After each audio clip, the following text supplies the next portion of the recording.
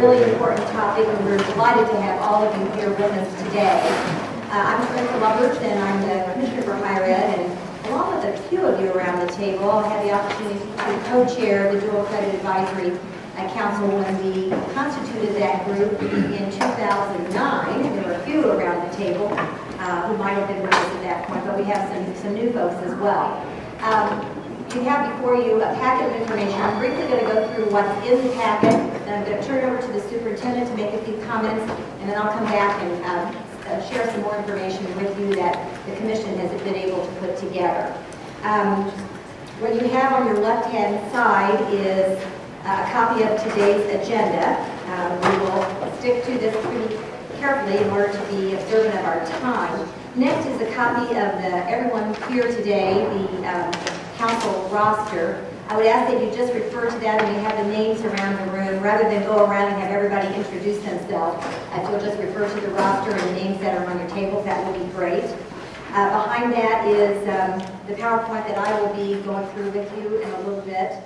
Behind that is some information provided by the superintendent that she will make reference to, I believe.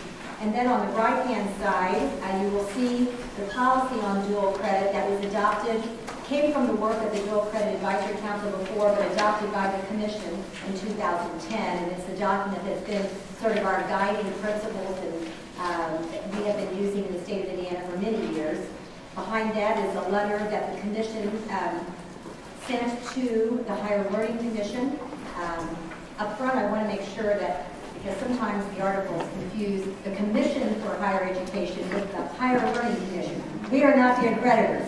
So just want to make sure that was clear up front. So this is a letter that went to the Higher Learning Commission after June, when they basically indicated that they were going to change the guidelines. Behind that is sort of a condensed version of that letter. You can look at that, and it's divided into the categories that we raised the issues with the Higher Learning Commission. And then behind that you have the data that actually includes by university, the credits that have been awarded, and the number of students starting from 2011 through 2014 with dual credit. Behind that, the priority dual credit liberal arts courses. You'll recall this is important in terms of the way we fund dual credit in the state of Indiana.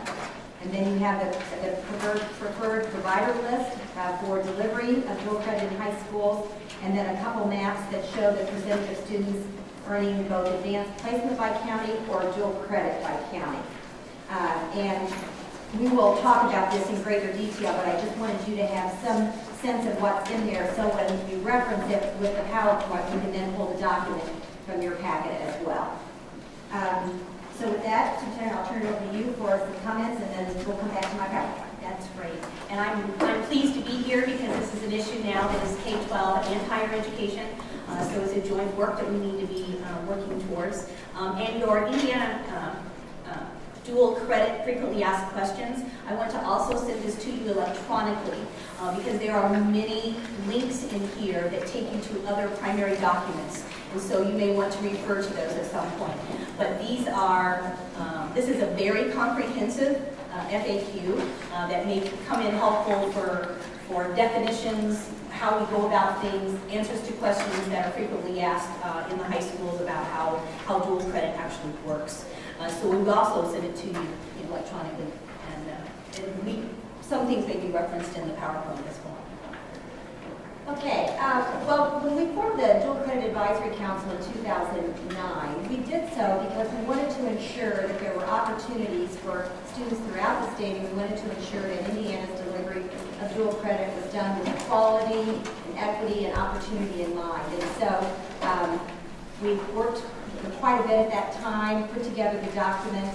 We haven't really been together since then because the documents seem to be working quite well in Indiana, and everyone seemed to be thinking that we were pretty much on the right track. We've had some discussions about funding throughout the years and how we would fund dual credit.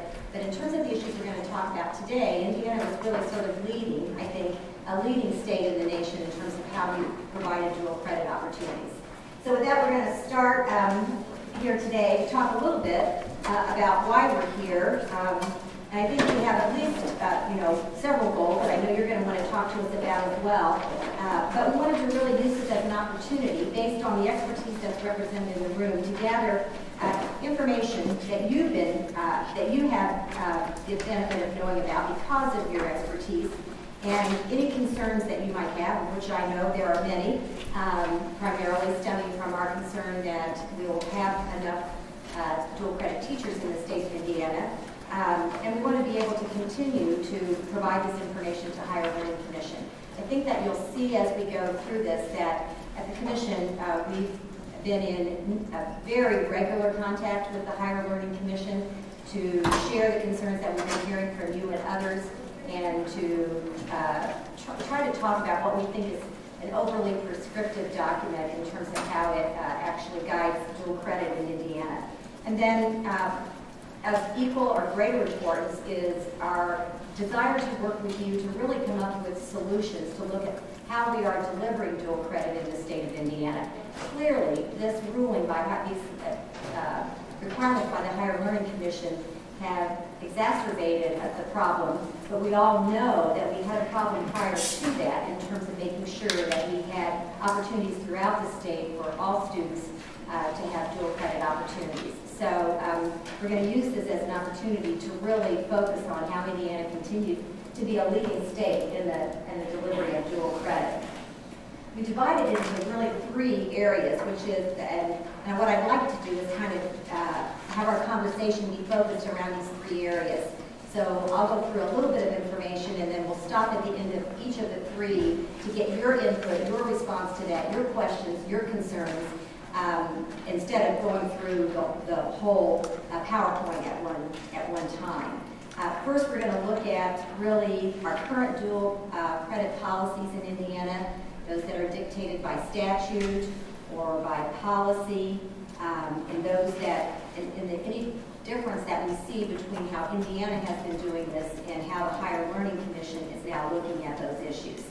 And then we'll take a look at the landscape of how we're currently providing dual credit, where the offerings are, the teachers, the performance, the participation. We have quite a few graphs that we'd like to share with you to provide context for our discussion today and going forward, and then spend a lot of time really talking about where we go after this and what we do. We sort of promised to you that we would try not to meet more than 2 or 3 times. We're still hoping that that will be possible, and it may be that 2 will be enough. In case I forget to tell you later, we're looking at November 23rd, which is the Monday before Thanksgiving. It's the only time we were able to clear everybody's calendar who we needed to have here, and so it will be from 3 to 5 on November 23rd. So I know we have at least this meeting and one other meeting. Let's look at the dual credit policy in Indiana as it exists today, and I know those in the room will be familiar with this, and that is that we're grateful to have the legislators represented in the room today. That we know that every public high school in Indiana is required to provide at least 2 dual credit and 2 AP courses. And that passed in 2006. So that's been on the books for a long time, and we've had a very robust growth of both. And you will see later on that the result of this is that we've had far more people entering into our colleges with credit and prepared to do better in college.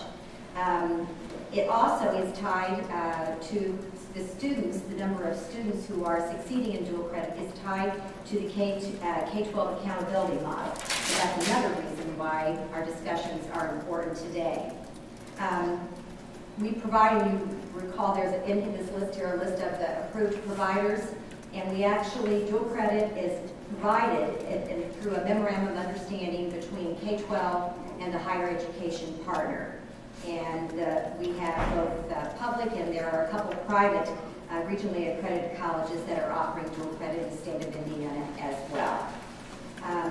State funding, I mentioned, has changed a little bit through the years, but right now we fund, and we have at least for the last 2 budget cycles, outside of, we have performance funding for higher education in Indiana, but outside of the performance funding formula, we actually fund the dual credit at $50 a credit, and the students pay no more than $25 a credit for the priority liberal arts college credits and for the CTE courses.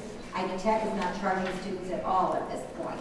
And so that's sort of the funding that we have. And free and reduced lunch, students do not pay for dual credit in Indiana by statute. That gives you a little bit of information about how we're doing it currently.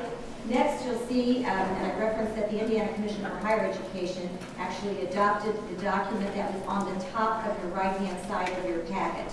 And this is the document that has been guiding how we deliver dual credit in Indiana right now. As you will see, and you can look through there, we've addressed the issue of quality teachers, curriculum, and student outcomes. In the area of teachers, we say that the teachers should have credentials that are consistent with the credentials that the faculty member would have on campus, or they should have a development plan that is approved by the college to satisfy that requirement. Keep in mind that particular language because that is a difference between that and what you're seeing with Higher Learning Commission right now. In terms of the curriculum, we say that the curriculum that is delivered to a dual credit student is identical in terms of quality and rigor to that would qualify for college credit if you were on a campus. And increasingly, we're following student outcomes and expected that the student outcomes for students who are taking dual credit would match the student outcomes that are expected in college courses. And that sort of is the backdrop. But in a nutshell, what we're saying is that the quality and the academic rigor and the outcomes should be identical for those students who are taking dual credit to those students who are in college. And of course, the way to measure that is really through the outcomes, which we're going to talk about a little bit. And Indiana has been very committed to following dual credit students to how they do when they enter college as well. Enter the next slide, which is the real reason why we're here today, which is this whole discussion about regional accreditation. Indiana's, there are six regionally, six, right? Six, my expert over here on this slide, regionally accreditors around the country, of which we are a part of the largest. Higher Learning Commission actually accredits 19 states. And they're the ones that actually have visits to college campuses, determine whether you will be a regionally accredited college or university. Some, though probably not around this room, but some will be confused between national accreditation and regional accreditation. It's clear that regional accreditation has been perceived as being more rigorous, and it is the standard that colleges and universities primarily use. All of our public institutions are non-accredited private institutions which use regional accreditation, and that is the Higher Learning Commission as the accreditor. So what they did in June, and we'll see a timetable of this in a minute, but the Higher Learning Commission policy in June of 2015, they issued a new policy, and then subsequent to that, with staff input, issued guidelines that literally just came out in last week. So we've been waiting for those guidelines. With some disappointment, the guidelines don't really shift much from where we thought it was before, but they did come up with new guidelines about that. Essentially what it says, and I know that you all know this because you've been hearing it, is that a teacher of dual credit must have a master's with 18 credit hours in the subject matter. So a master's in and of itself would not be sufficient with the Higher Learning Commission's new rules unless they had 18 credit hours in the subject matter. If you look at the next slide, you'll see the difference between Indiana policy in this regard and the Higher Learning Commission. We've said that teachers have to have credentials that are consistent with what would be required for on-campus faculty or have the development plan approved by the college to satisfy that requirement. The Higher Learning Commission says teachers must have a master's degree with 18 credit hours in the subject they teach. This is driving the concern that we have about a shortage of dual credit teachers in Indiana. Here's a timeline of what we've done. I just want to make sure that you know how seriously both the superintendent and I have been taking this issue in terms of our response to the Higher Learning Commission.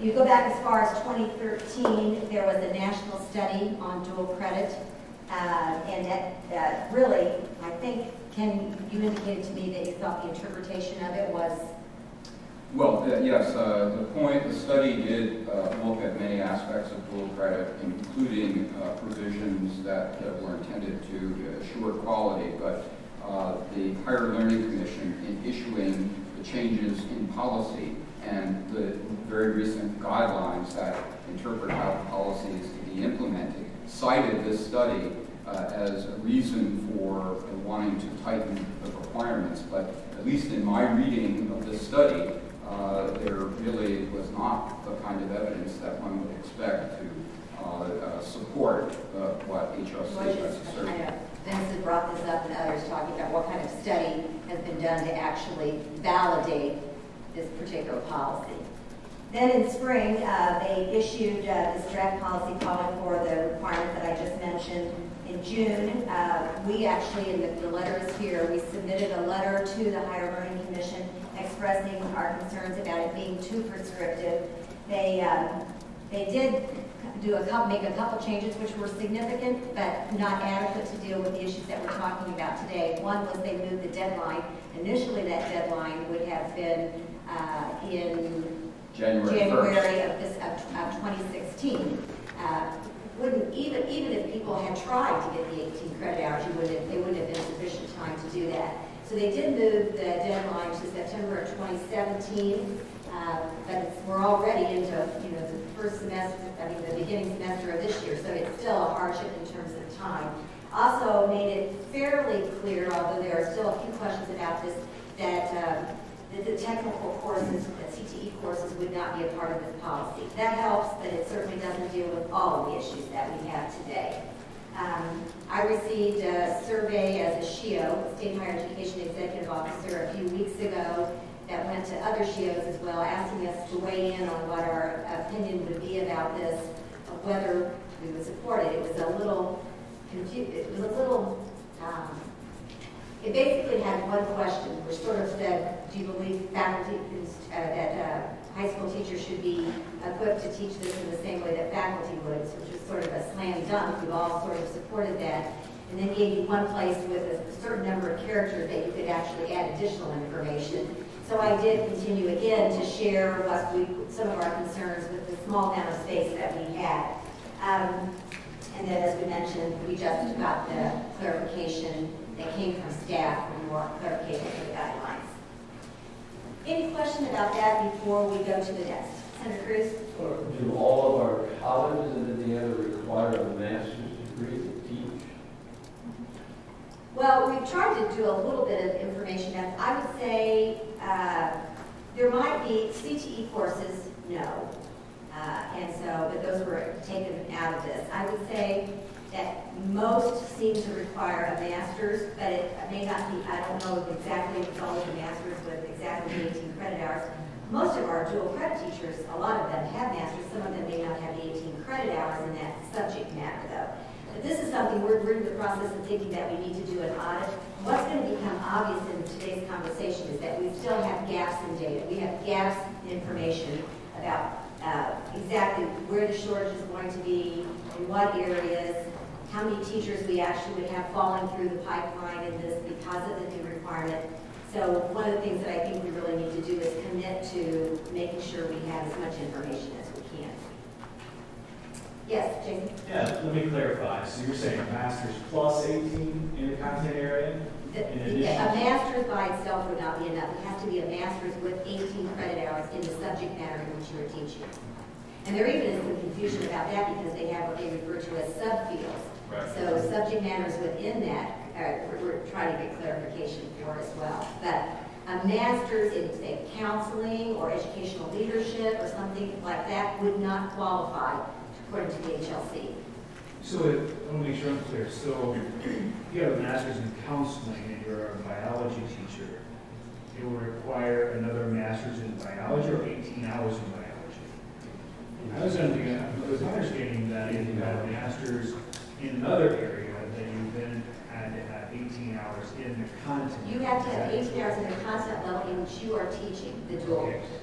If you have a master's degree in something else. if you couldn't teach the dual credit, unless you're 18 credit hours of your master's or in the subject matter that you are teaching the dual credit course.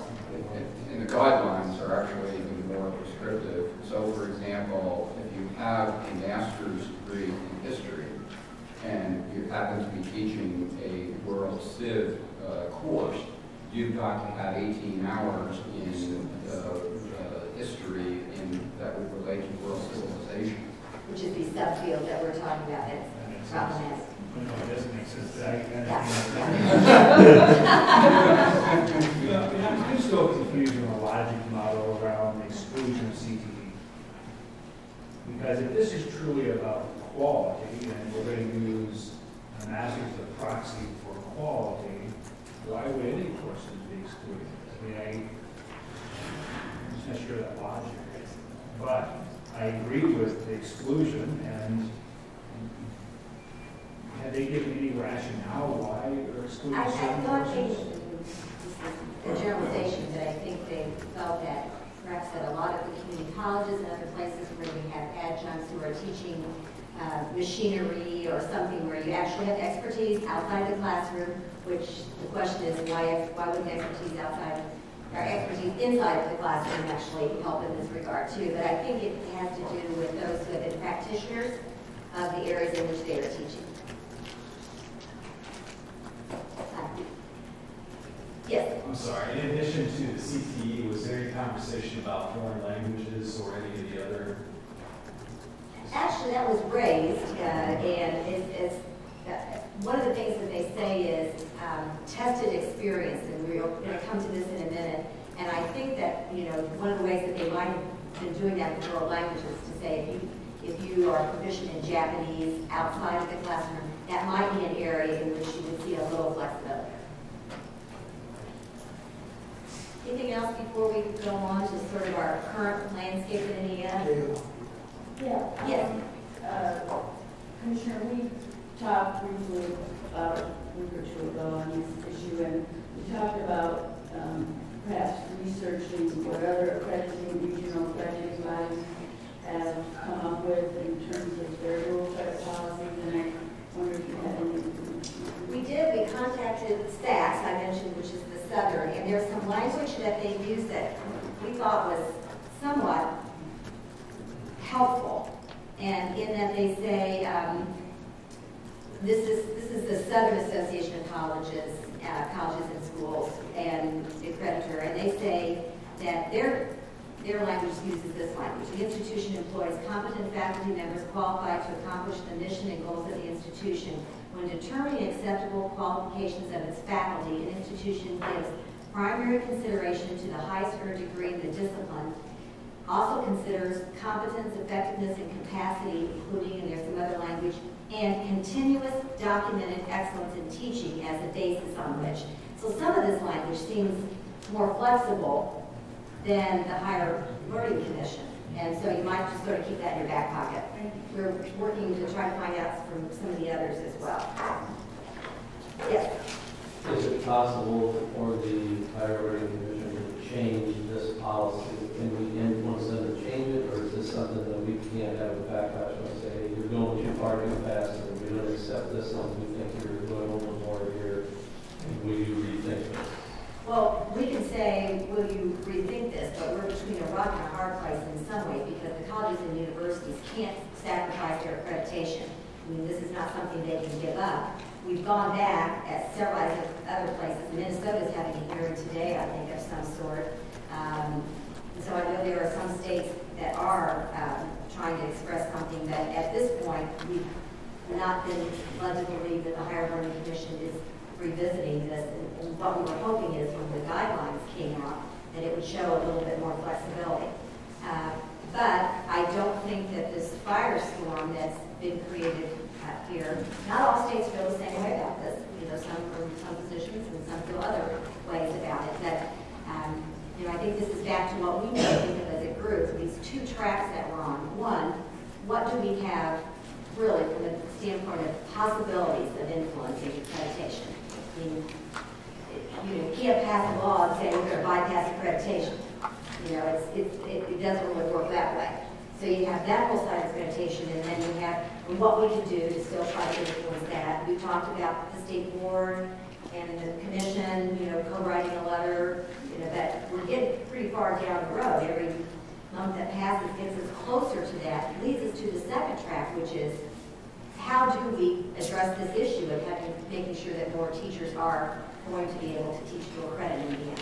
So we have to sort of try to do probably both, but I don't know, Senator Cruz, how successful we are with the first. Shouldn't keep us from trying, but I think we have to recognize both sides of this. So I will say Minnesota is having the leader of the commission actually at their meeting today. And then I have a conversation with the superintendent of Minnesota coming up here this week too. So we have been in contact through CCSSO, which is our organization for the superintendents in the nation. So everybody's kind of aware that we have equal states in different positions, but Minnesota is pretty hot about it. And so we're keeping in good touch to see where we all head. There's a leader in Minnesota who's been around for a while. This issue has brought it to the forefront again, but has been very upset with accreditation for a long period of time.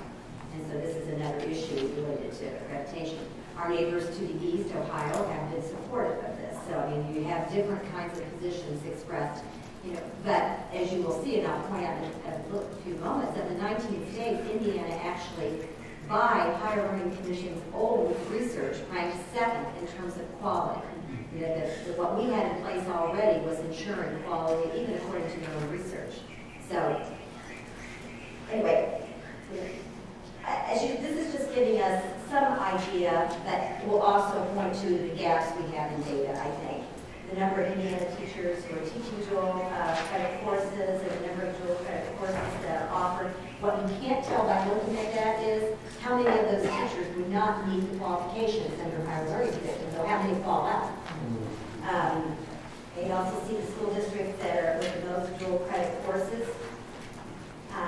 And the map that you had showed you both dual credit and AP, because some school districts are more dual credit, some are more AP, and some are dual credit and AP. And so you sort of have to understand both of those. The growth in dual credit since 2006 has been dramatic, and we see it as we prepare for the budget committees each year. You can see, you can read for yourself there, those increases that you've seen, nearly 100% or more at 2 and 4 year. And then just to give you some perspective on that, I thought it was important to also see where that dual credit is being provided in. 70% is going at our 2-year public colleges and about 30% at our 4-year colleges in Indiana. So this has a disproportionate impact on Ivy Tech and Vincennes as you look at those numbers. And then you see below the largest providers of dual credit in Indiana. This is the map that shows kind of what I said, the top dual credit counties and the bottom dual credit counties. And then the next map shows the top AP counties and the bottom AP counties. This is important in that, we do require both AP and dual credit to be taught in Indiana by state statute. And you have some places, as I mentioned, that are doing both, and some that have actually chosen to change a culture. I mean, I was with Jason's recently in his county in Lubbers, where to change a culture, to make it more a college-going culture, have really capitalized on the dual credit model. Would that be safe to say? Absolutely. Absolutely. And so I think by county, you have a different story, as you can tell. One of the reasons why I think we have been ranked high in Indiana in terms of our commitment to quality can be seen in both the inputs and the outputs. That as this document showed, the 2010 document, that you needed to have identical syllabi, the teacher qualifications had to be approved, and we had accreditation either through NASAP or NASAP-like standards. So we actually said, from the standpoint of how we're doing this, we're committed to quality. And then increasingly at the commission, we are committed to what the commission members have said to me repeatedly, that they want to follow dual credit students to see how they are doing. And so we are committed to both how students are doing in terms of college going rates, how many need remediation when they get there, what their GPA is. And we now have been following for the first time in our college readiness reports. This year we are showing persistence as well. You'll see that one of the gaps have been that we haven't had the data long enough to actually have a completion, where we are committed to doing a completion as well. I mentioned that accreditation is one of the ways in which we assure quality for dual credit in particular, aside from the higher learning condition. And we do that, most of our Indiana dual credit providers are through NASAP, which is the national organization that accredits dual credit. And then if not, if they don't go through that, then they have to use the Indiana Dual Credit Review Council, which uses NASAP-like standards. The priority liberal arts courses that are funded by the state are all drawn from the core transfer library, which means that if those students pass those courses, they are a part of those 85 courses or so that are in our core transfer library, ensuring the students who get that will be able to, those courses will transfer. And then the CTE courses are drawn from the crosswalk that the superintendent folks have done in terms of making sure that they're part of those, what do you call them, concentrations. I've mentioned this several times already, that by the Higher Learning Commission's own research, Indiana ranked 2nd out of the 19 states in terms of what they call configurations. Most of those, I will be honest, most of those are inputs, not outcomes yet. But increasingly, you'll see that Indiana is working toward a stronger focus on student outcomes. What we do know, and this is pretty good news, is that students who take dual credit and/or AP are doing all the things that we want them to in terms of creating this college-going culture. They're more likely to go to college. They have a higher college GPA. They're less likely to need remediation, and they're more likely to persist in college than students who don't take that. So, pretty good message. Now, below you will see that there is, you see this, we divided this into those who are AP and dual credit, of which that's a fairly small percentage, maybe 10% of overall. I think we decided, didn't we, that 10% would be both AP and dual credit. Most are either AP or dual credit. And I don't think these numbers are surprising, and they tell us where our continuing challenge is. We know that compared to students who take neither, that all of these areas, those who take dual credit, AP or AP and dual credit, are doing better than those who didn't. We still see a gap a little bit. Those who did dual credit are not as high as those who take AP. But it's there. You know, we need to look at the models for these in terms of who is taking AP and who is taking dual credit, and what our commitment is to close that gap, even between AP and dual credit. But it's indisputable when you look at this to know that students who are taking dual credit and AP, or one or the other or both, are doing better than students who don't in all of those categories. Commissioner Lubbers, to me that chart illustrates our dilemma now. Like Jason has, and as I've heard from my principals across the state, we want this college-going atmosphere. Whether it's an early college model, a hybrid model, kids earning college credits see I'm down the path to success. I have probably less dollars to spend in my 4 years, hopefully 4 years, because they're also working to earn the money to go to college. So if we, to a degree, don't find great solutions here and follow the Higher Learning Commission's regulations, we're going to see a large percentage of kids now in that earn neither, I think. Yes, schools will go back and they'll ramp up in the AP world, but I think our students look at that dual credit opportunity as this is part of the right path for me. It's not the only path, but this is part of the right path for me. And now we'll start sliding back on, I'm earning credits in college, I can do college level coursework, I can be successful in college. That chart to me says, here's where we're going to go, and I'm really afraid for that. That, again, just following HLC's decisions, I'm hopeful we can create solutions around this committee. But that's our dilemma. That's the challenge that principals across the state tell me we're going to lose the opportunity for our kids in the college world. Part of what we have to do is start with this audit to find out how many are we going to lose. You know, I've heard the numbers for Ivy Tech, for Vincent's, I've heard numbers for particular school districts of how many teachers wouldn't meet the requirement. I think we need to find that out first to guide our work, and then we need to figure out, you know, we need to work with HLC, but we need to figure out what do we do as a state to actually make sure we have more teachers who are prepared to be able to teach dual credit. And so I think that's really where a good portion of our discussion needs to be, you know, how do we collaborate, you know, what kind of new models, how do we accelerate preparation, what do we do in all of these areas to make sure that we have more teachers who are, as I said, even if this hadn't happened, we still would have needed more dual credit teachers. You know, and I agree, hard data is absolutely important. I can tell you though, the anecdotal data, which tells me diversity will go from 90% to 5%. It's just a contrast in numbers. So you think that what you're saying, what you're hearing from is that 90% would not have a master's in the subject matter in which they are teaching the dual credit course? That is correct. So I might be asking a pretty simplistic question here, but does the state of Indiana have an option with the higher education institutions? If you've been teaching in a dual credit course and you're teaching in that subject matter for dual credit, can the university then award me as the teacher 18 hours worth of credit course because I've been teaching in it? Well, one of the things I think that we need to talk about. That's what I'm saying. That's a pretty simplistic view. But we have a lot of teachers who've been teaching in the actual subject matter now at the college level. And so it's really almost like a grandfathering type of, I don't know, kind of approach to it. But that's really what we're talking about here. How do we get the teachers to have the 18 hours within the subject matter in which they already have masters? Wouldn't that fall under tested experience? The tested experience language, as best we can figure out the way they're using it, it's outside of the classroom. That's the way we interpret it today.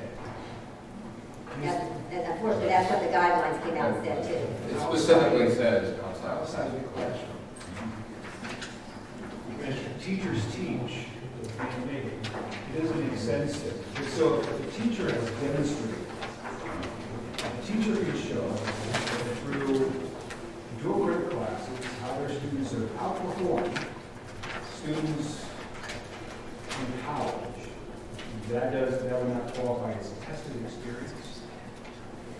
I can't speak for the accreditors in terms of what they think. That's my understanding is that the tested experience is for professional experience that's been gained outside of the classroom. The experience in the classroom is looked at differently. Now, the issue that you raise about acceleration to meet the credentials and how that looks is, I think, part of that discussion that we need to have, and why it's so important that higher education and K-12 are both represented at this table today, because there may be things that, you know, that higher education knows in terms of stipulations they have for accreditation and things they can or cannot do. I mean, there are things you can do with prior learning assessments in some areas, but these are some of the discussions that you know, we can have, I think, around the solutions. Jason? And that's what I was saying. I mean, I couldn't agree more with Todd. We'd be going backwards. What we've built is relevance for our kids.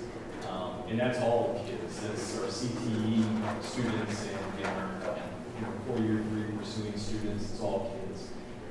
My question would be that HLC is providing a transition period to 2017 currently. So if we could even expand that with some development of plans with higher ed to credential those teachers, and maybe that's potential. I think those are the kind of discussions we really need to have at the table. If I could weigh in, you know, this is my first meeting. My concern would be Indiana has 76 counties with a population under 50,000, primarily rural communities, who struggle now to financially incentivize teachers to pursue, even at a slower rate, the 18 hours they need. If all of a sudden this is dumped upon us as a requirement, most of our schools will be unable to motivate teachers to pursue it because we'll be able to pay them. And in that circumstance, what that does is it takes our rural communities again and puts us in a position where we are second class to the urban communities and not able to compete. Everyone knows that in order for rural communities to be able to attract talent, we have to provide a higher quality of life. And if we can't provide the same educational experiences they've been in urban areas, we're going to fall that much further behind. Well, just to vote that against the state requirement that you have to provide at least two dual credit and 2 AP courses. So it's that, then it becomes, I'm sure we can have some discussions about collaboration between counties and different ways of providing that, and we need to have some of those discussions as well. At some point, and I think it's premature to go there, but I'll just say at some point we need to figure out what kind of influence we potentially have with the accreditors, because we all, I think, share the same frustrations, but we're not the accreditors.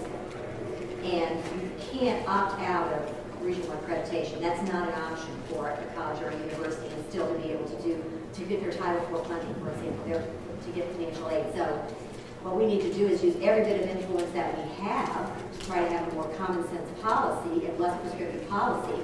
We need to also address this other side, which a lot of you are already raising ideas about how to do that. So, is it mandated which accrediting body we're part of?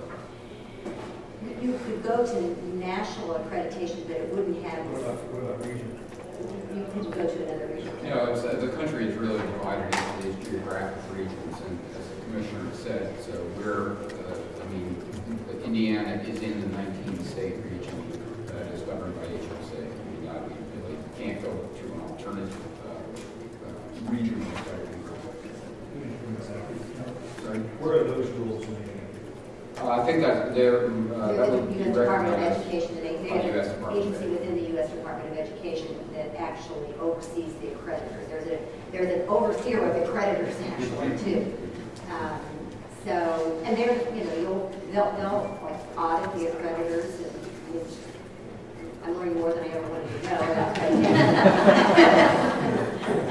Yes. Sure, it's different in the higher ed world, but I know in the K-12 world, those regional accrediting bodies do cross lines. Most states come here, more central advanced ed, there's other places, so I don't know if that's an opportunity in the higher ed world as well. I'll ask, but I don't think so. Yes, Marcus?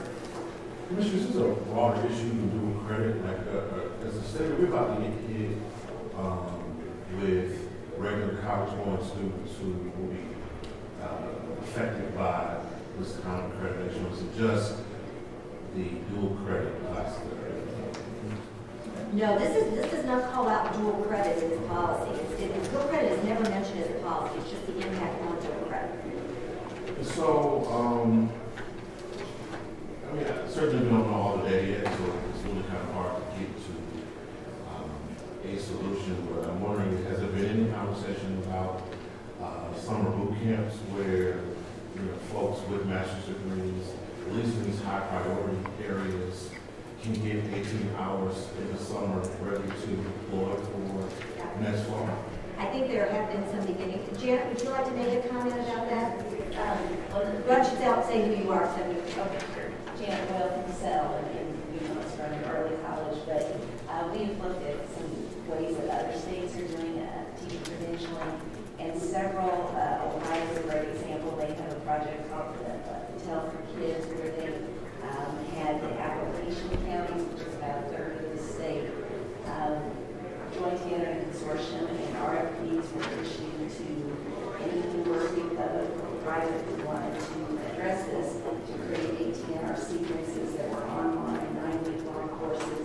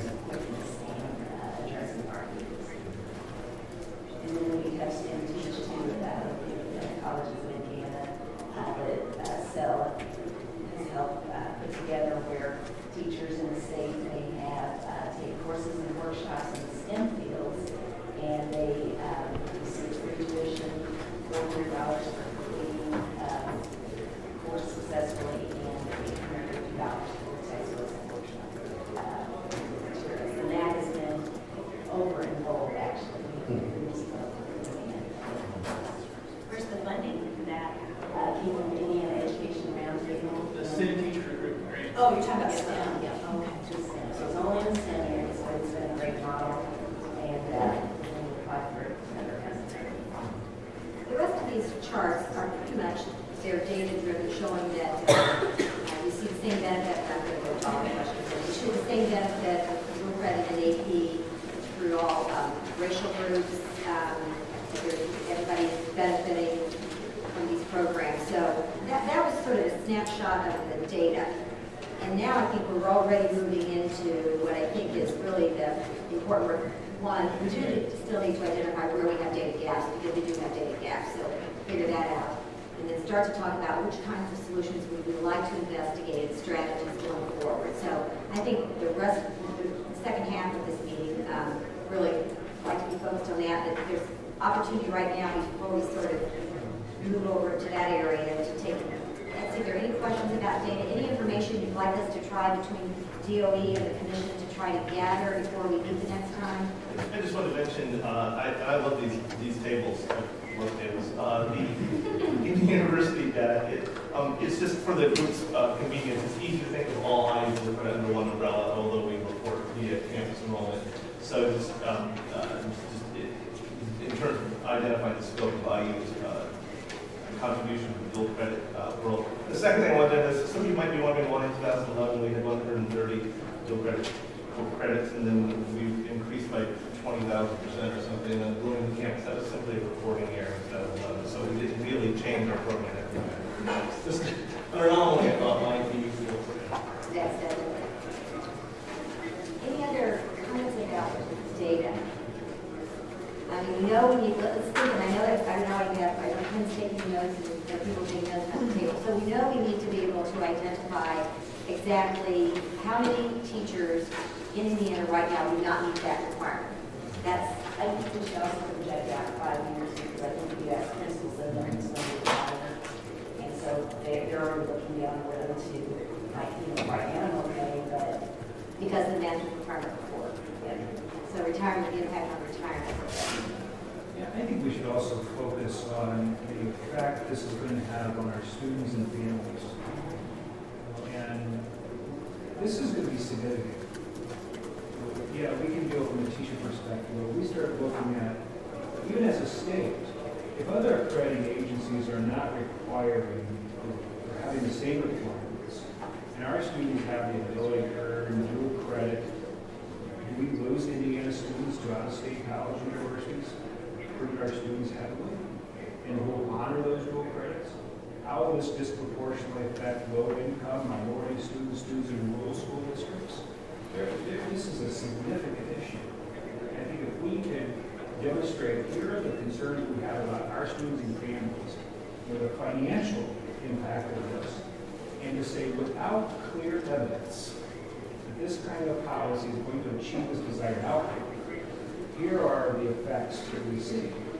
And I'd really like to see HLC defend that position. It's easy to create policy, but this state has worked so hard. The leadership in this state has taken bold action over the last 2 decades to create these kind of opportunities for our children and families, to save them millions of dollars. And all this is going to do is contribute to that. I think it's to the all the different type of things that we're trying to guard against. And for all the innovation that's happened in this state, to me this is a significant step backwards. And whatever we can do to avoid that, I think we should take those actions. Well, one of the things I think we need to follow up on what Gail said at the beginning, we need to look at all the other, we need to look at the other 4. We looked at 1, we looked at the other 4 accrediting bodies to see what their statements are in terms of how they do it and what their language is. I think there are some that probably have language very similar to the Higher Learning Commission. But we'll commit to doing that, and getting all that information from all the accrediting agencies and seeing what it actually would look like. We'll get the data as best we can, and where the shortages are and the impending shortages as well. Any other gaps in the data? Yes. I don't know if it's a gap in the data, but what I wanted to also mention is that not only do we need to focus on what's going to happen prior to September 2017, but we need to look forward in all of our policies and funding and the different aspects of this issue as it's going to create long-term impact on dual credit in Indiana. So I think, yes, we need to make some decisions quickly for the interim, but we need to look long-term. And, you know, do we go back and require the teachers to have a master's in content to keep their license? And we look at some bigger policy changes that will keep us moving forward in the future. Over here. Gail? Yeah, in line with the scope of the problem, the number of the teachers, perhaps some kind of fiscal analysis on the cost if we fail in changing this policy, what we're looking at in terms of additional credit hour costs. Yes, I think another aspect we need to find out is a survey of graduate courses available on campuses for credentialing. I know many institutions have courses on the books, but they haven't offered them for a long time since teachers no longer need the coursework to get master's degrees or licenses. So that's what we hear a lot from teachers is, I would take it, but it's not never available at night, on weekends, or on. I'd like to echo Janet's comment in that a tremendous issue around not just super teachers on the regular course, but do we have the talent available to teach the graduate courses if we get into the traditional business to some of these adjunct courses? I think the data gap for me is not just who's going to be affected by the new rule, but what are they teaching? And so is the impact spread across all content areas, or is there a science tsunami coming? Is there a math tsunami coming? That type of thing. I'd really be interested in seeing if there are core subject areas that are get hit harder than others. I don't know how we came to have this ranking of 2 out of the 19. I like that. But if there are gaps in that we can fill to show HLC further evidence of the quality we currently have. And the gap there that we have is completion. And that's where we're walking down that path by being able to have persistence now for the first time. We just added that. And so now we're committed to doing the completion as well. So we show how students are completing in college. Are they completed on time? Is their on-time completion improved because of this? How are they doing in the next sequential course that they take? Course of study, those are the kinds of things that you would think would be compelling arguments for the validity of dual credit.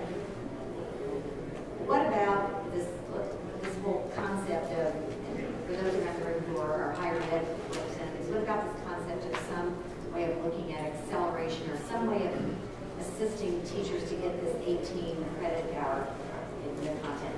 Yes? I think it's required to do just that.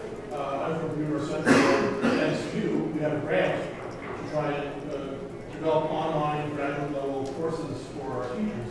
We're offering the first semester 126 teachers who still out of nowhere want to take our classes. We're going to try and amp it up. Unfortunately, we created that before the HLC came up with the guidelines. We were going for a smaller number of credits for certificate initially, but now we need to think about making a change to get up to 18 hours and work with them to get master's degrees if they don't already have master's. Was it 12 that you have now? We were going for 9 initially, but that's, we've already had to sort of scrap that based on what HLC's used.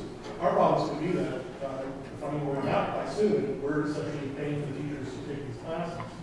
And the 2-year grant won't last for long at the rate that it's going, the number of teachers are still doing this. I will say that the HLC, from the perspective of our faculty, are essentially just sort of taking the requirements that we expect from our faculty on campus and expanding it in any modality, any location. So some of the faculty say this is fine, others we wish it to be a little more flexible. But we are being held to the exact same thing on campus as we're asking the teachers to be held to off campus. And that's sort of, I think it's because we were so successful. I think that's why HLC sort of turned our eyes to this thing. We've been really bad at this. probably can stay by much longer than we done so well. So many students were reaching so many places, rural, urban, otherwise. Now suddenly, I think they realized how big this is, and now they're on us, I guess. I think you made an important point that this isn't a dual credit policy. This is a policy that goes across the board to anybody. I want to tell you something Jen and Heather said. Just this summer, in Oklahoma area, we lost 6 teachers, 6 dual credit teachers. We could not replace them. This has nothing to do with the current, the new HLC policy. It's just very, very hard to find teachers just today with a master's degree in general who are young enough, who aren't in the upper age pipeline where they're done doing extra stuff, not being critical. It's just, we have a master's degree issue in general and in the teaching pipeline, at least I think. So one of the data points I really love for Superintendent, hopefully to pull together, how many teachers do we have currently with a master's degree? And again, what sort of stage, what stage are they in their teaching? Because those folks who have masters now who maybe the providers don't know about, that seem like really great folks that key in right away. I know the building principals know them, but we don't have a relationship with them possibly. I think we can all be very creative in our institutions and come together and think about how maybe we can get someone 6, 9, 12, 18 credit hours. If they have a master's, that's much different than the next. So you asked about a tsunami. The next tsunami really is there's no master's degrees being generated, or very many fewer. So I think that's the second as important issue 3 years from now. What evidence do we have that 18 hours in a subject makes one more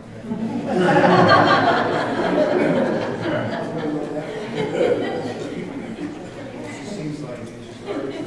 18 hours and all of a sudden you're qualified now as a provider showing their dual credit options. I think they're based on half of what a master's degree would be. Master's degrees are only 30 hours, so that's just over half of what it would be. So if you're doing that for your content, I'm guessing I think the words in their house, people are not trying to do that sense. But I think it's something half of your graduate work was done on content, and that would qualify somehow. So having your master's would be in your content. Sure. Yeah, that's But see, the logic though, if I'm a biology teacher and I go earn a master's in theology, then I have to have 18 hours in biology to teach biology. Or I have to have a master's in biology to teach biology. What does it make a lot of sense to me? If it's 18 hours, it's 18 hours. I think the rule of thumb is always for the regional schools, you have to read higher than that which you're teaching. So if you can imagine some students. That language that I read to you before, the other SACs, they said that you have to have. That's fairly common, I think. The thing I like about stack language is it seems to speak to effectiveness, not just to hours of credit. And I would hope that any fast track that we look at does not only look at hours achieved, but it looks at pedagogy and effectiveness as well, because I think that's what's going to speak to the quality of our results, not just the X number of hours in the content. Does it matter whether these are undergraduate or graduate hours? I mean, it doesn't say specifically. It says graduate. They're all graduate. Speaking from my colleagues, nobody's against the professionalizing of the profession. It's just we got to have a transition plan, and then we have to incentivize folks to go back and get that master's and that extra. So I mean, that's really nobody's against professionalizing teaching before that. Well, then maybe part of what we need to do is come up with what are those elements of a plan going forward. So we could get extended time somehow. I don't know whether we've already got the time extended once with me. I'm not sure how successful we'll be in that regard, but maybe some language that showed if people were en route to doing something, that you didn't remove them from the classroom while they were preparing, to get those credentials. And you found some way to accelerate the credentials. And this didn't require the higher ed folks to actually thinking about the delivery of these teacher prep programs and these master's programs and how you do it. John? I'll state the obvious from an Ivy Tech perspective, and your chart showed the little larger provider in the state. We also have the highest number of teachers that won't make this qualification. We're currently doing the audit that will break that down more specifically, but last spring we did one and it's kind of mind-boggling. Some of our four-year friends across the state who engage in dual credit programming are offering opportunities for their current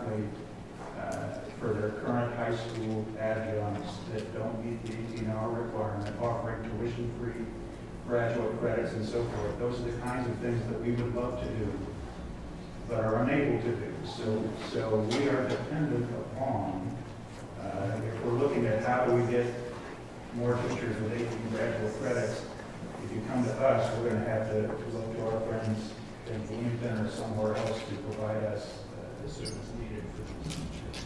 So we need to keep that in mind as we talk about it. John, what is your credit hour cost? For all students, 100, 150, 25, somewhere in that range. And so if you look at number of dual credit hours that were granted in 2014, at $150 a credit hour, that's $54 million. So I'm going to raise this question. Is this about quality? Is that why we're doing this? Is that why they're doing it? Are we just giving away a lot of credits because there's a lot of money attached to it? At $154 million based on the number of dual credits offered in 2014. Plus then pushing teachers into getting additional credit hours, master's degrees, in which there's no evidence to support either side of it. Well, I'm not sure I'm totally tracking. I do know that when we came up with the $50 a credit hour, we spent quite a bit of time looking at what was the sort of the point at which you could deliver this as inexpensively as possible. That was when Tech doesn't even charge the students at all for it. So the model is such that $50 a credit hour is what the colleges and universities said they would be able to deliver this model, obviously much less than what it would be if it was on a college campus. So I'm not sure if what you're saying is this is a way to trying to get rid of dual credit so that colleges aren't saving that money, or is that sort of the inference? No, that's not the inference, that's the statement. My point is that if these students we're creating opportunity for students. It's saving parents and families a lot of money. And if there's no evidence to support that our students aren't doing as well in higher education, let's duplicate this. We're asking parents, we're asking students to go through a high school experience and then duplicate that experience once they get into college. And they're going to pay full price for it. That's my opinion. And I think for low-income children, students in rural schools, they're going to be severely, severely disadvantaged. And that's sort of why we're talking. Yes.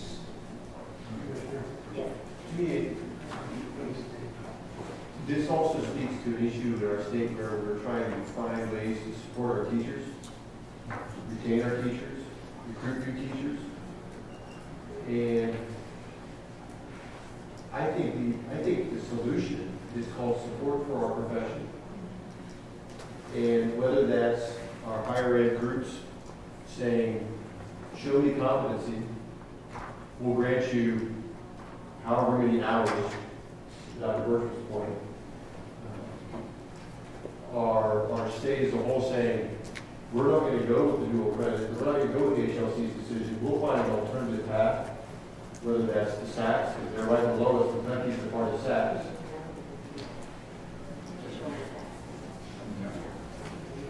Well, and I guess earlier today we were posed the question of asking why not.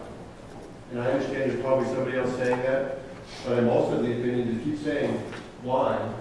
Why not right now is that we would lose all their ability to get Title IV funding financially. I understand. And I'm also looking at kids losing $54 million worth of credit across our state. And so that's our dilemma. So I guess here's our chance to support our teachers across the state. It won't be that full. That's just what's I understand. Senator Ritz, did you have a comment? I do.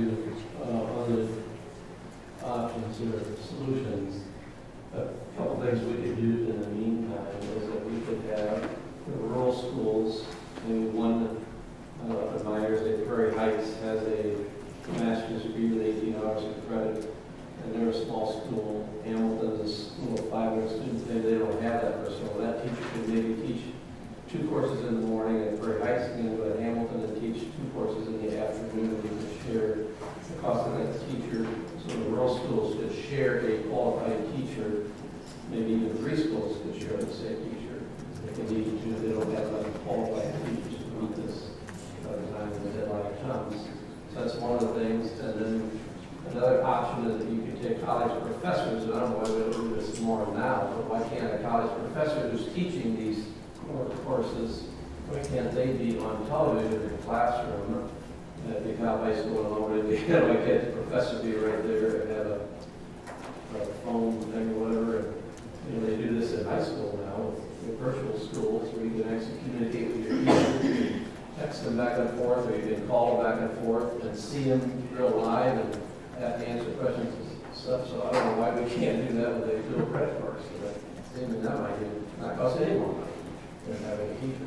Yeah, actually, there was a meeting on Friday of dual credit coordinators, several of whom are here today, and indeed that was a solution that was proposed. A very interesting model in which, in effect, the professor on the college campus becomes the teacher of record rather than the teacher who is in the school. Now, I think we have to be careful there, but it seems like that would be an interesting avenue to pursue to sort of shift a bit the roles that are played by the faculty member on campus and the teacher who is in the classroom. In effect, it would be something roughly analogous to, and I don't want to push this too far, but teacher assistants are exempted from, teaching assistants in colleges are exempted from this policy. The HLC explicitly said that, but in this instance, the teacher in the high school could be playing something like a teaching assistant role. I think that's a compelling option, particularly if folks are at some distance. And I wonder though if it can be scaled up completely, in that our experience tells us if you make these kids take these dual credit courses, that the scaffolding of support around those kids, the relationship with the professor becomes even more important for high school kids taking college classes. Sometimes even their peers who are 2 or 3 years older who are actually on the college campus. And so I think from our standpoint, we find it much more compelling. If we're going to look at a distributed learning model, how do we get more people credentialed through those graduate courses in the distance learning way, so that we can take advantage of what in early college we call the power of the place. The professor present with you, teaching you. It's hard not to, hearing this discussion, not to dovetail off of Vince's comments and questions about motivation in terms of higher ed's interest in teacher placement or instructor placements, especially since the TAs are, I've learned, are excluded from this policy. Again, just rhetorical comment here, but it seems as though we have a quality program with the dynamic we've been using, partly because I believe the teachers who are doing the instructing are close to these kids and provide those supports. And moving to something that's untested seems to me to be a step backward in the program. I completely appreciate your sentiment. In so many ways, I agree completely with Vince's skepticism. But the emergence of dual credit historically really has, what the HLC is honestly asking us to do is to go back to our roots. We we've floated away from, I'm not saying it's been negative, it's just we have in practice floated away from using teachers in the schools that really look on paper and in practice very, very similar to what are almost identical with our campuses. And because of just inertia in schooling and other elements of reform, and which again, I'm not criticizing just what they are. We just had to be more creative and find these great folks who have a connection to students, and we believe in our product. But I just think the HLC isn't really, in their minds, asking us to do anything they haven't expected us to do primarily the whole way. They've allowed us to have some variation and to make some deviations within some boundaries. I think what they've seen from what we've heard from our colleagues who talk to HLC staff is that the exceptions have become the rule instead of the exceptions. So and Indiana University takes that, honestly, takes that fairly comfortably. We maybe wouldn't have written the policy that the HLC has written, but we accept the challenge of trying to meet this need with educating teachers, working with partners. I can't promise we can do everybody, but we really want to contribute to this. But we see it as a repositioning, not necessarily a brand new asking us to think differently than we've ever thought before. So I don't know if that helps, probably doesn't. And then the last thing I'll mention, we're trying to be as creative as possible too. With HLC, it's absolutely clear. What you do is what you do, whether it's dual credit or on campus. So any of these variations and very interesting, unique options we might, super credential someone based on some kind of experience, they would expect us to behave that way on any of our campuses. So that's why, if in the future, some of the post-secondary partners kind of wins some of these ideas, not because they don't think they're great ideas, it's because we're not sure they're completely applicable across the board the way we will need it to be. So I just wanted to throw that out there. Yeah, we keep saying this isn't a dual credit policy. It just has had a disproportionate impact on dual credit. It was a policy that was put in place across the board for everybody. And just like the 19 states, and remember, it's not just Indiana, so they made this policy for 19 states. They're not, oh, well, Indiana, because you're number 2, you're excluded. I wish, that'd be nice. And like Ohio, they already require that master's, so they support it because it doesn't hit that hard. They didn't stray from that original intent on that. So that's something, and while I agree with Mike, these ideas are great, the assumed practices make it very clear that they did not approve any grandfathering. So any thoughts along those lines or being creative to credential these teachers more than likely will not work. I mean, I think we're going to have to look at how do we support our teachers in meeting these credentialing guidelines, and it's going to take a lot of partnerships across the state and money to support, incentivize and offer these courses that are going to be needed. I would just add as well to these comments that when we think about the HLC's views on this, they don't just want us to have the same teacher credentials. They want the same experience for the students. These students are supposed to be having a college experience. They should be in classes theoretically by themselves, not embedded in other classes. They should have access to the same resources that other college students have. And one of the things that we face in North Central is trying to provide an infrastructure that ensures that they are getting that same college experience.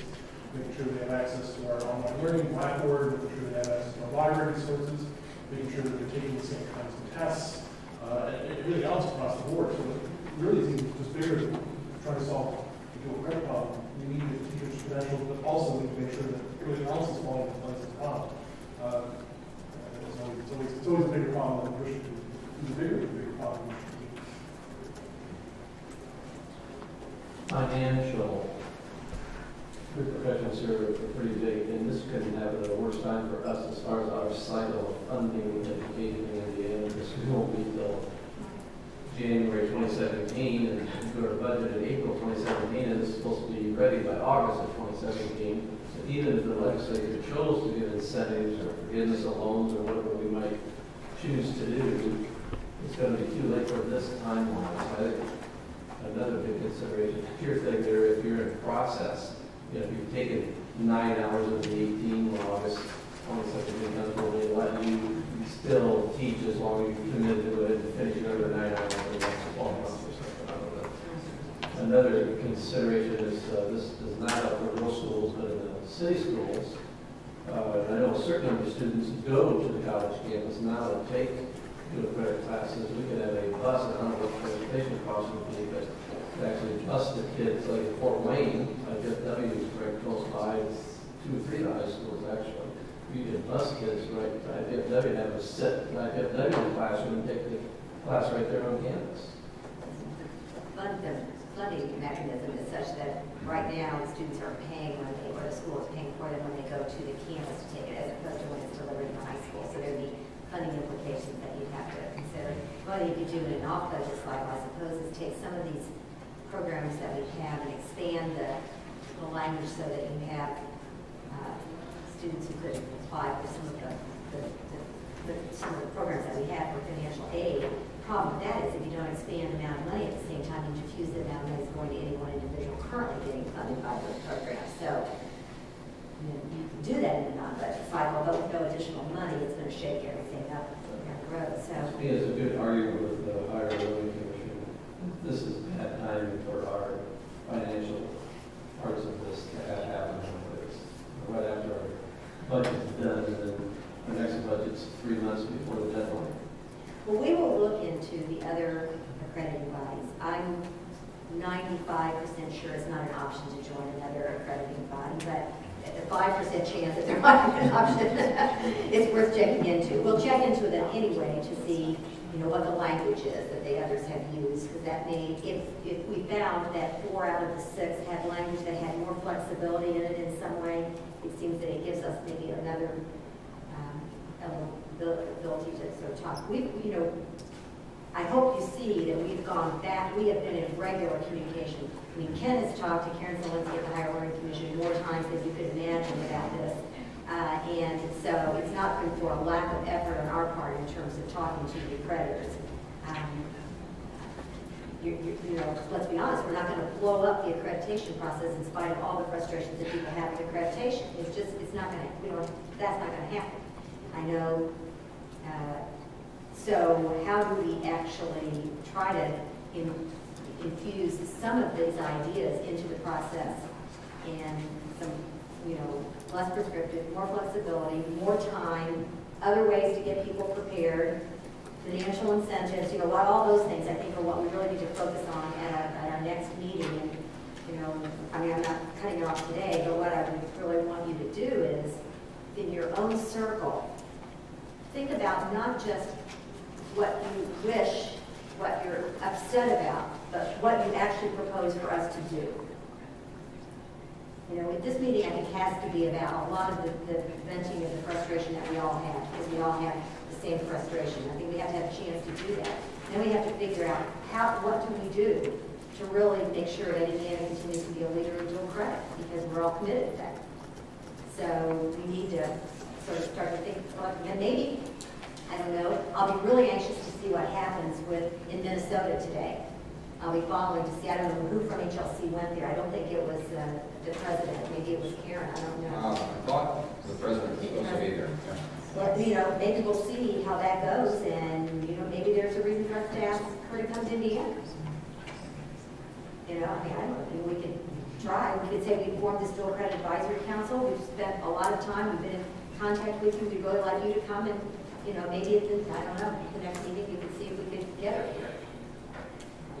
And I appreciate your leadership, all of the terms that we're discussing. I want to ask a couple questions around CT and AP and how they fit into this. And obviously, with CT being excluded, one of the things I've been very excited about is I've always believed that we had this bifurcated system around parental education and non-parental education and their pathways. And we're finally starting to see this come together, college and career readiness diplomas, and I'm very excited. I think it's the right direction for us.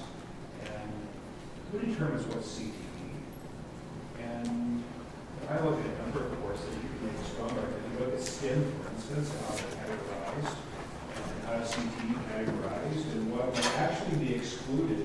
And it seems to me that we have decided that this is what CTE is. I need to revisit that. Another issue, I guess, is around AP, because AP is excluded based on two major issues, right? One, that it's not a college or university granting the credit or the course, and it's not automatic. What would that kind of system look like as a statewide dual credit type of experience?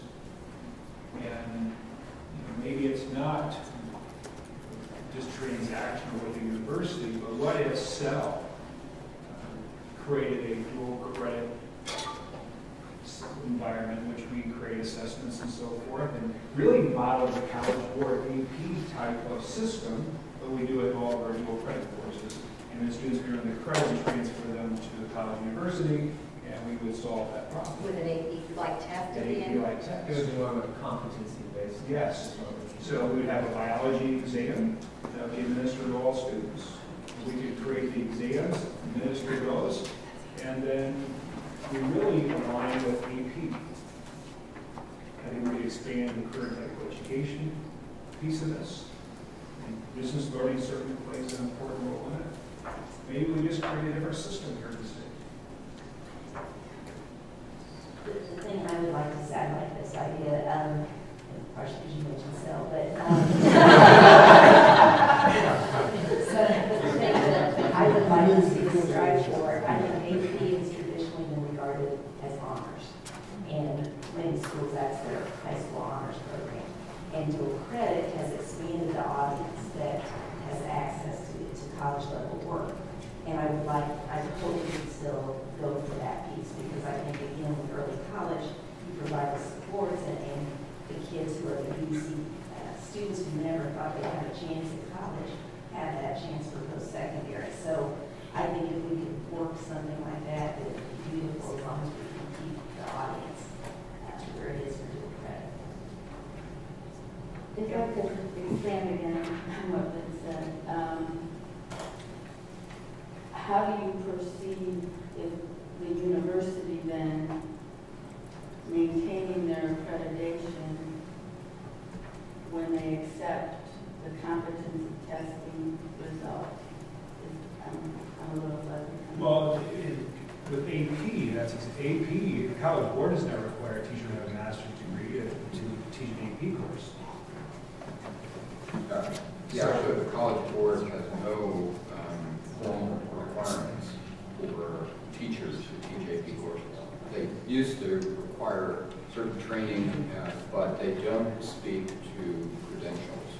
So we could have, literally, we could have students in English 101 required to be in a class with a master's degree teacher.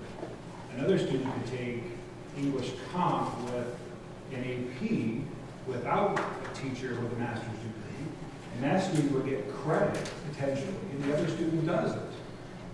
With the same course. It's based on the scores. It's based on the test scores. If you get a 3, 4, 5, and that's. So I'm saying, what if we created that system?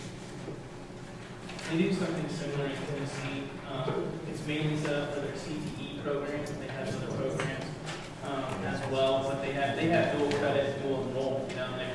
And so they're teachers that don't meet the higher education requirements. They have what they call dual credit.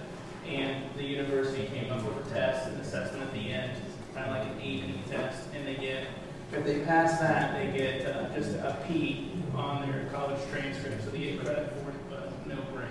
And then for dual enrollment, they require all the teachers to have the qualifications at the university level, and they would actually get a grade for those courses. So they require the teachers to have what? To have the qualifications that the university professors would have to have for dual enrollment, but not for the dual credit that they have. Because dual enrollment is a grade, whereas dual credit is just a pass.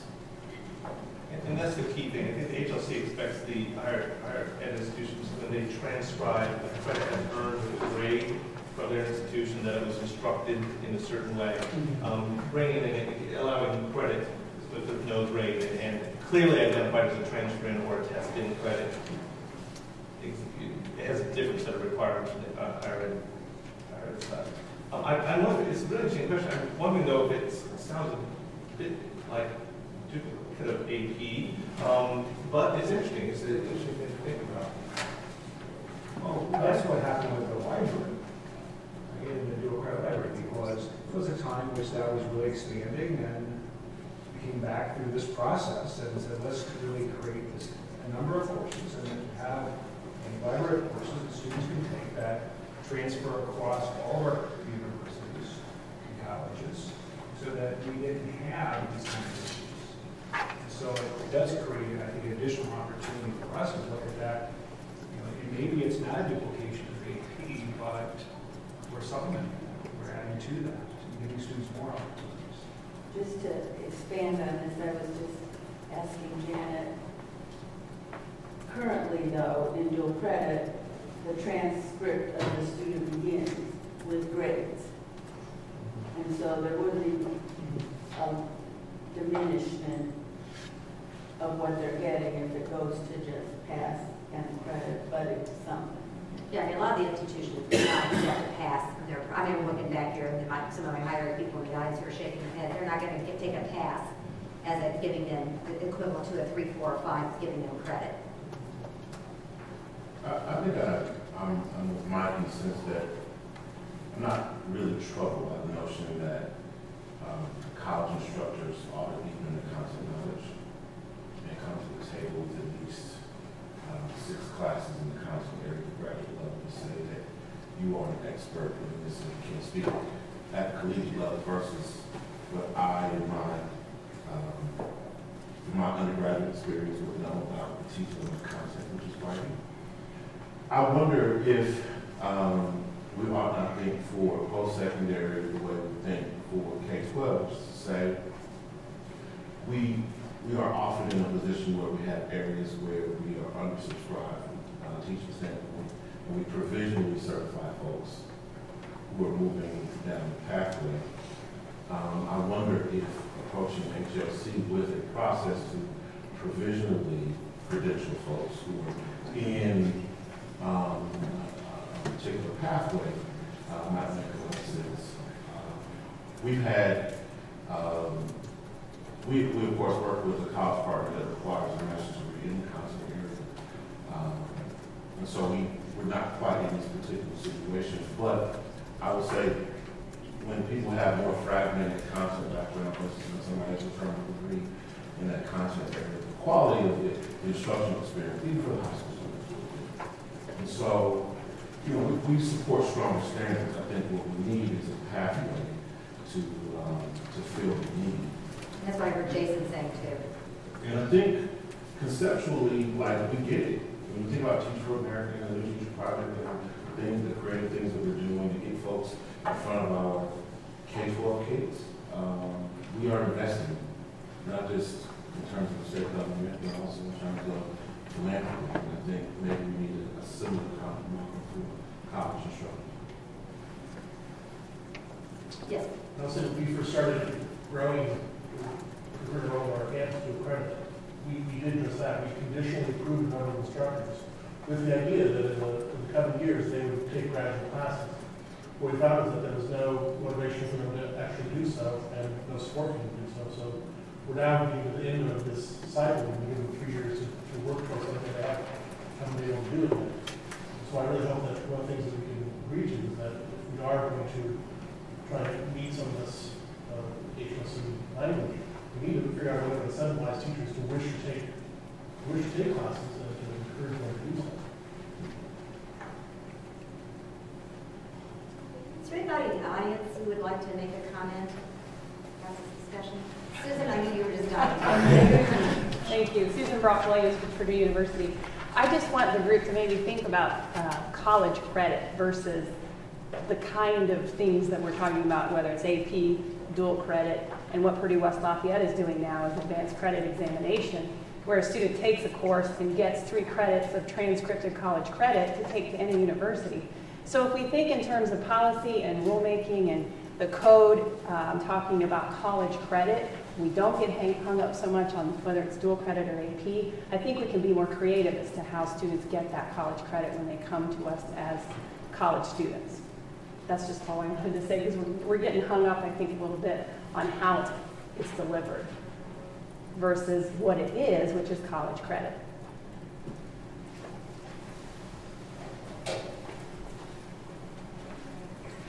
Any other comments?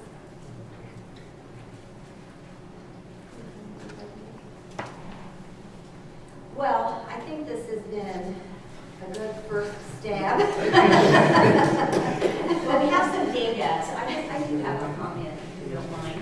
So in the collection, I'd like the Department of Education to get with the providers of the dual credit work that we've got going on and compare our data, because it's not a data collection that we necessarily have right at our fingertips. So once we gather our data, I'd like to get together with the dual credit providers and actually compare our data, so that when we come back, we've got information. Let me, let us follow, we'll let you know what happens in Minnesota. Oh, yes. I have a conversation actually with the commissioner in the state at 8 a.m. So that may be inform us as to whether or not we want to try and see if somebody wants to try to come here and what we need to do, and this will be my only chance to say it to you as a group before that person comes. We need to exercise good Hoosier hospitality.